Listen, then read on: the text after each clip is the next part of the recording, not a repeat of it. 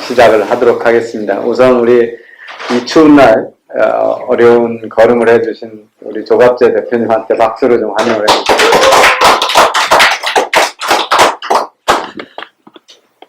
어떻게 오시는데 안 힘드셨어요? 예, 편하게 왔습니다. 예. 사실 여러 분 와서 예. 올 때마다 기분이 좋아요. 여기요. 예, 저도 그렇습니다. 예. 저희 사전에 뭐 여쭤보겠다고 이렇게 안 알려드리고 즉석에서 제가 그냥 자유롭게 진행하는 형태로 진행을 하고 있습니다. 우리 조갑재 대표님의 올고준 기자 생활 전 인생에 대해서 저 젊은 세대들이 뭘 배울 수 있을까 이런 관점에서 질문을 드리도록 하겠습니다. 대표님이 45년 해방동이시고 시마타현에서 태어나셨습니다. 사이다마 일본 도쿄 북쪽에 있는 사이다마 현에서 45년 10월 해방되고 나서 왔어요. 예. 그러고 바로 귀국하셨는가요? 바로 6개월 뒤에 한국에 오셔서 경상북도 청송에서 자라시다가 부산에 가서 자라셨다 그래서 그럼 부모님이 그쪽에 그때 일본으로 일하러 가는 사람 많았잖아요. 예. 그래서 일가가 거기 가서 한 7년 동안 주로 이 공사판을 쭉 따라다니면서 일을 하다가 돌아왔는데 우리 누님들은 돌아올 때의 부산항의 광경을 생생하게 기억해요.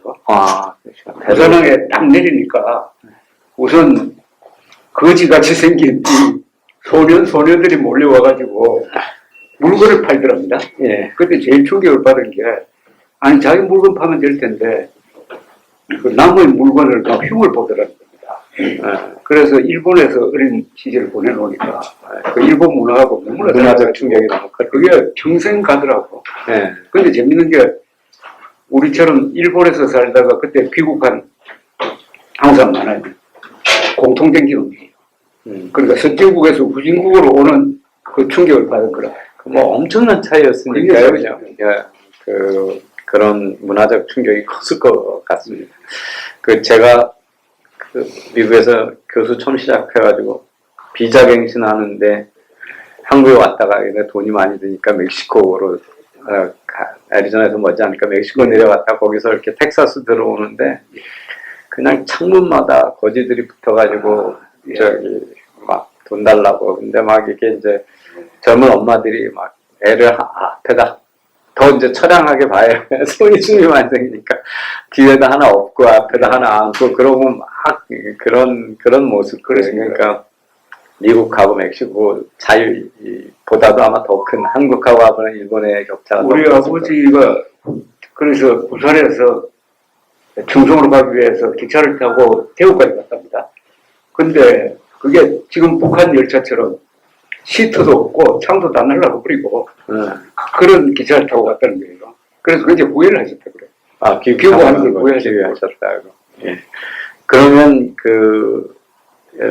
그런 가족의 경험하고 역사가 있다면 문정부에서 징용공 사건에 대해서 그 전부터 생긴 외교적 이슈가 되는 거에 대해서 관심이 좀 더 많으셨을 것 같아요. 저는 징용공 문제는 더 말할 필요 없이 그건 무슨 국제법에 위반되고 한일 청구권 협정에 위반되는 그건 아무런 법적 그게 근거가 없고 거기 좀 돌출한 대법관 한 사람이 무슨 건국하는 심정으로 재판을 했다는데 건국한다는데 무슨 건국을 또 하는지 모르겠고 아니 판사가 건국하라고 권한을 준 것도 아닌데 그러게 말이에요. 우리 사법사상 최대의 수치인데 김명수 대법원장이 퇴임하면서 자기가 제일 잘한 것 중에 그걸 꼽았더라고요. 그런 나라에 참 살고 있다는 게 신경질 나기도 하는데 여기 우리 이영훈 교수님도 그렇고 참 어이없는 일이 발생한 거죠. 그것 때문에 우리 사회가 치러야 됐던 비용이 너무 큰 거예요. 다만 우리 가족에서 이런 기억은 있어요. 기억인데 우리 외삼촌이 독자예요. 우리 독자인데 1943년 아니면 44년인데 일본군에 지원을 했다고 그래요. 내가 전해들은 얘기입니다. 지원을 했는데 버마에 가서 실종이 되어버렸어요. 그래서 나중에 저 배상을 할 때 1인당 그때 한 30만 원 받았을 겁니다. 병마에서 실종된. 그런데 그리고 숙모지. 우리 숙모는 104세에 돌아가셨는데 수절을 했어요. 그리고 우리 외할머니는 전쟁 끝났는데 아들 안 돌아오니까 매일 그 동네 어디에 가가지고 매일 거기 앉아서 아들 돌아오고 이렇게 기다리는 거라. 아이고. 그러다가 독자였습니다. 그러니까 할머니, 할아버지가 곧 몇 년 살아 돌아가셨는데 그 기억은 납니다. 그래서 지금 왜 그때 일본군에 지원을 했느냐. 아마 그때 마을마다 할당이 돼가지고 지원하라는 그런 일종의 선동이 있었던 것 같아요. 안 그러면은 결혼한 지 얼마 안 되거든. 신혼인데. 네, 신혼인데 그럴 것 같더라고. 뭐 그런 게. 저는 또 6.25도 생생하게 기억합니다. 6.25 때 제가 6살입니다. 우리 마을이 폭격당해가지고. 그때 그럼 부산이었습니까? 청송에 있었는데. 우리 마을 근방에서 많이 죽고, 우리는 담배 말리는 창고가 있어요. 그 청송이 담배가 많이 나오게 됩니다. 네. 그 원조실이요. 근데 2층으로 지어가지고 거기 숨어다가 폭격해가지고 연기가 들어온 바람에 질식사할 뻔했다는 그런 기억이 나는데. 근데 우리 나이 또래의 6.25 기억은 꼭 동화 같아요. 워낙 어릴 때. 어릴 때니까 뭐 신기하기도 하고 말이죠. 그리고 폭격을 해놓으니까 우리 손은 불타 죽고 우선 산으로 도망가서 닭 잡아먹는 생각밖에 안 나. 그러니까 아름다운 추억으로 있는데 우리 아버지 세대는 저는 왔다 갔다 한 죽음이 왔다 갔다. 죽음이 왔다 갔다. 그런데 우리 마을은 다행히 뭐 부역자 뭐 이래가지고 죽은 사람이 한 사람도 없어요. 네. 저희 외할아버지가 저 양평 쪽에 사셨는데 거기는 그냥 유견하자마자 바로 점령당해가지고 그렇죠. 다 바로 그냥 김일성 치하가 됐고 동네 이제 분들이 그냥 막 빨간 완장차고 막 그러는 바람에 나중에 수복되고 나서 부역자로 그냥 한꺼번에 다 처형이 돼서 그렇죠.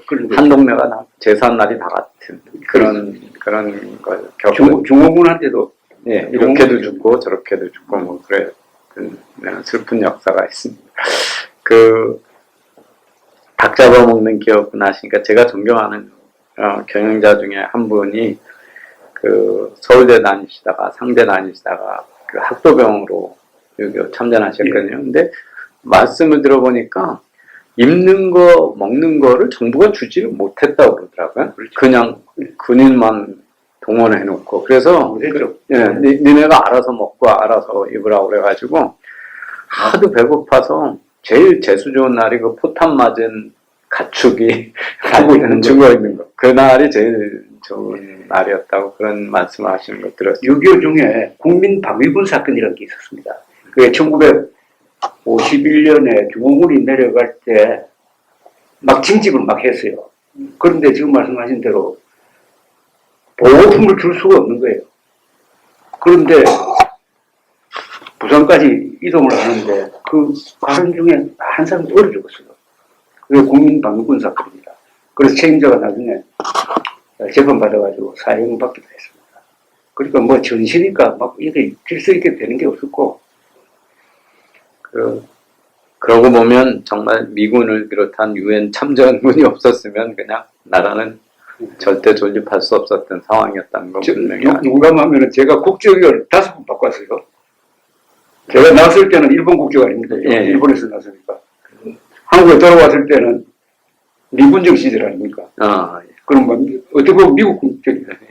그 다음에 대한민국 건국됐으니까 대한민국. 그 다음에 조선민주주의 민국하고 치하에서 3개월 살았으니까. 그러니까 다시 수복됐으니까 5번 바꿨다고요. 그러시네요. 근데 그게 아마 이 서울 북부에는 그보다 한 2번 더 바꾸지 않았을 거예요. 중공군이 들어왔다가 다시 하고 그러니까. 예. 부산고등학교 지역에 뭐 유명한 명문고등학교잖아요. 근데 거기 나오시고 부산 수산대학교 들어가셨어요? 상당히 그 당시에는 상당히 의외의 선택이었을 것 같아요. 저는 원래 바다를 좋아해요. 우리 집이 부산에 삼복도로 위에 있어가지고 항구가 딱 내려다 보이거든. 그리고 배를 보고 큰 배 떠나면 저기 몇 톤 될까? 뭐 이런 식으로 이야기하면서. 그래서 제가 수원대학교 들어갔는데 들어가 보니까 적성이 안 맞아요. 그래서 무슨 과로 들어가요? 식품공학과라고 있어요. 그래서 아니, 배를 좋아하시면 근데 눈이 나빠서 내가 선장이 없었어. 그래서 2년 있다가 공군에 지원이 입대했습니다. 예. 공군에서 난 3년 4개월 근무를 했어요. 김신조 1.21 사건, 1968년 1.21 사건 때문에 그때 복무기간 연장이 됐습니다. 3년 플러스 4개월 했다고. 저는 레이더 사이트에 있었는데. 돌아오니까 이게 안 맞아요. 복교를 하지 않고. 그때 전국 언론사에서 학력을 안 따지고 기자시험을 치른 데가 있었습니다. 그게 부산의 국제시험이었어요. 그래서 제가 수석기자로 71년 2월 1일부터 기자생활을 했으니까 올해가 53년째 기자생활. 그 왜 기자를 하시겠다고 생각을 하셨어요? 아주 자연스러웠어요. 저는 책을 많이 읽었거든요. 독서도 많이 하고 하니까 글 쓴다는 게 천직이라는 생각이 들더라고. 그래서 아무런 의문 없이 고민 없이 들어갔습니다. 이제 그 71년에 부산에 그 국제신문에 수석 입학을 하셨대요. 수석 입학이 아니라 수석 입사를 하셨다고 합니다. 예, 그 당시 책 같은 거 많이 구하기 어렵지 않으셨나요? 60년대니까. 그때는 책 빌려주는 데가 있었거든요. 예. 주로 소설, 역사 소설 이런 걸 빌려주고 부산에서는 일본 책이 많았어요. 예. 제가 일본어를 고등학교 때 배워가지고 일본 책을 읽을 줄 알았습니다. 그때만 한자를 알았으니까. 그때는 일본어 가르치는 학원이 없었거든요. 그래서 그 문법 교본 하나 가지고 그 다음에 일본 책, 문해 춘추라든지 이런 책을 가지고 읽으니까 한 6개월 되니까 한자가 많아가지고 의미를 알 수 있겠더라고요. 그 다음에 제가 공군에 들어가서 레이더 사이트에 있으면서 일본 자위대하고 연락하는 그런 자리에 있으니까 자연히 일본 사람들하고 전화로 일본어 회화도 할 수 있게 됐어요. 그래서 저는 군대에서 많은 걸 배웠습니다. 또 영어도 미군하고 같이 근무했으니까 영어도 배웠고. 그래서 군대에서 저는 아주 생산적으로 보냈어요. 지금도 일을 잘하세요? 네. 저는 아주 단기간, 저도 학생 때 그 소위 일본 불온서적인가라고 이러고 대학생 때 공부하고 회사가 신도리쿠라고 일본하고 50대 50 합작 회사여가지고 막 왔다 갔다 교류하다 보니까 자연스럽게 배워가지고 저도 전화로 비즈니스를 할 정도였는데 미국 가서 한 10몇 년 살다 왔더니 다 잊어먹고 진짜 잘 못합니다. 근데 재밌는 거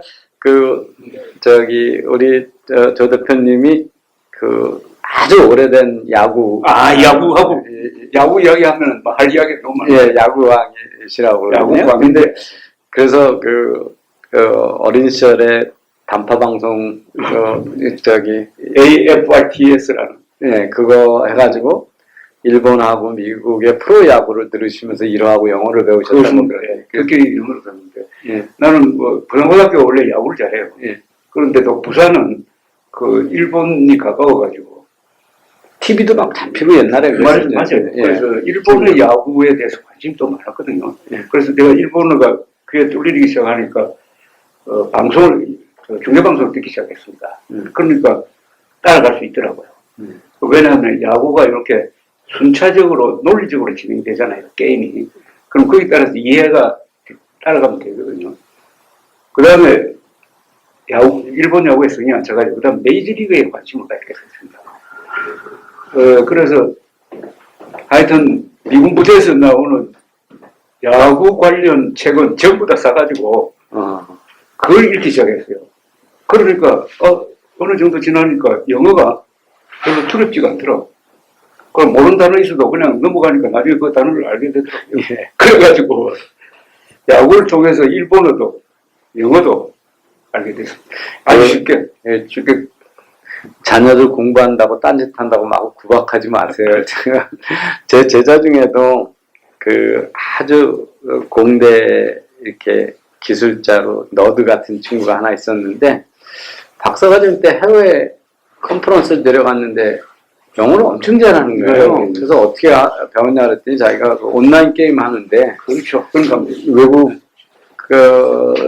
인들하고 팀 짜가지고 플레이하다 보니까 손은 바쁘니까 문자로 못하고 이제 말로 채팅을 해야 돼서 그래서 영어를 배웠다고 그러더라고요. 게임하는 와중에. 근데 우리 조 대표님은 그거보다 훨씬 옛날에 그러셨던 근데 거예요. 그만큼 투자를 많이 했죠. 저는 아마 지난 한 60년 동안 거의 매일 주로 메이저리그 야구 이렇게 스코어 체크하고 하는데 하루에 한 2시간 정도는 보냈을 거예요.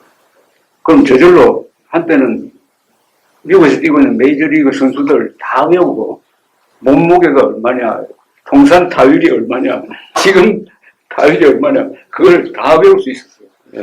근데 하나 좋은 거는 저 미국에서 한 1년 있으면서 미국 사람 만나서 다른 과제 없으면 야구 이야기하면 돼. 예, 풋볼이나 야구, 그러니까 야구 이야기하면 내가 훨씬 더 많이 아니까. 예, 그랬을 거예요. 그 야구 말 중에서 뭐 유명한 말이 많지만은 그 요기 베라가 했던 말 있잖아요. It's not over till it's over. 그 말보다 더 유명한 말이 하나 있어요. 나이라가 남긴 명언이 워낙 많죠. Nice guys finish last란 말이 있어요. Nice guys finish last. 리오 드로스라는 야구 선수가 남긴 말인데 이 선수가 너무 와일드하게 게임을 한 사람이에요. 스파이크도 막 하고. 근데 기자가 왜 당신이 이렇게 하니까 Nice guys finish last. 그게 아주 유명한 말입니다. 보통 미국 사람들 다. 예. 그 야구가 다른 스포츠에 비해서 특별히 매력적인 이유는 어릴 때부터 그러셨어요. 저는 이제 축구 팬하고 만나면 이런 농담을 합니다.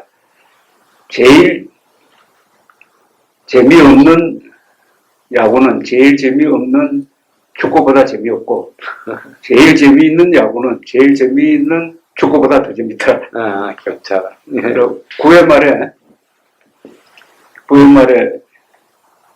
투아웃에 만루 홈런 쳐가지고 4대3으로 역전할 수 있는 게 야구 아닙니까? 예. 그냥 드라마틱한 거는 나는 축구가 아니고 야구라고.